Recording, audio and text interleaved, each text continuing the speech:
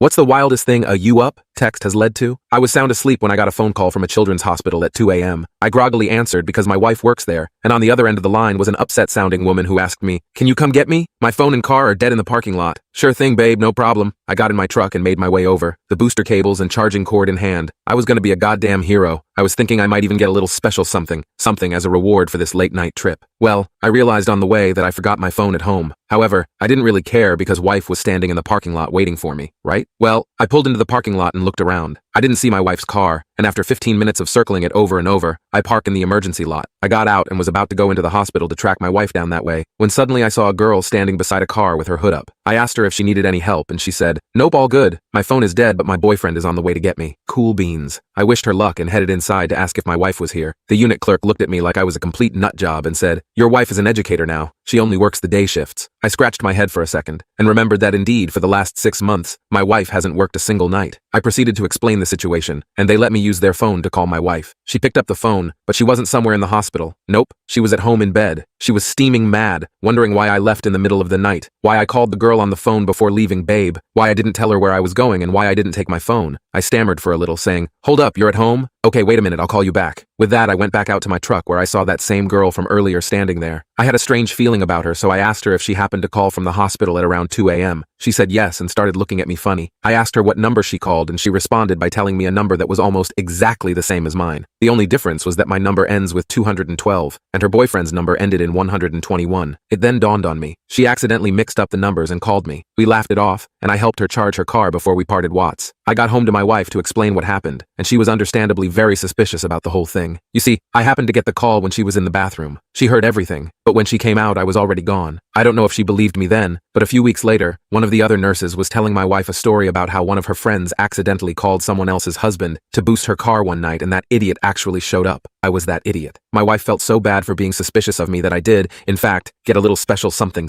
in the end.